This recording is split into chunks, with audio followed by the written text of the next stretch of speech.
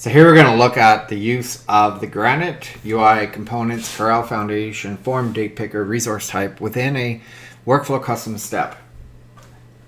We can look, here's our workflow custom step. Notice its name is logger. And then here's the CQ dialog.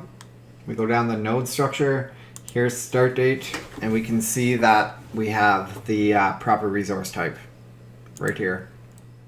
Looking at the back end or the Java process, we can see that we're using this line right here to read that resource type. So it's start date. Notice it maps up to the name right here. So by default for custom step, it should be ./metadata/ this is the name that we're reading in Java. We go back to our Java logic, and then we're just going to log it out. So date, and then we're going to log out the date that we're entered.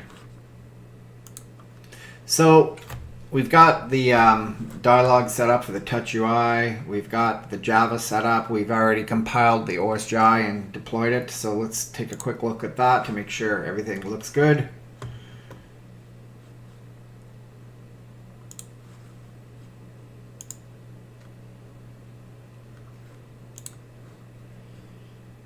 Go to operations, web console, OSGI bundles. We can see that our project is now in active state. So here's the OSGI that contains our Java class, which represents our custom workflow step. So going back to our workflow model and the TouchUI, here it is. We can open up the dialog. Scroll down. Here we can see I've set, let's just set a new value here to no Scott workflow. And then we'll select a new date. We'll go to June 30th. Set it. Sync it. So now it's synced. So it's June 30th. Now let's invoke the workflow. So to invoke the workflow, we're just going to go back to a TouchUI, and then I'm just going to select this English page. The name of the workflow is delete content part. We're going to start it. Then we'll finish it. We'll go to the inbox for the administrator.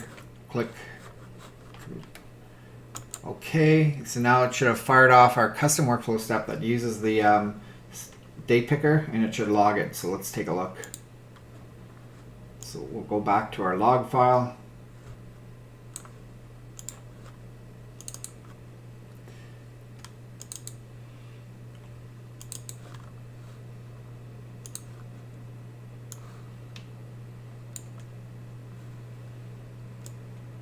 Right here, we can see that it says Scott workflow, and then it logged the proper date, which is June 30th.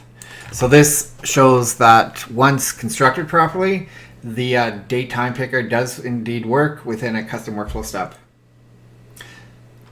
So the last thing we're going to do to make sure all this is not lost is we're going to update this helpx article to show everything that we've covered in this video. So notice this is an older 5.6 and 6 article, but we're going to update it to show use of the TouchUI and then the Granite type. So it's going to be easy to follow. Then we'll bundle all this into a bundle that you can download from the updated article. It should be up in a couple days.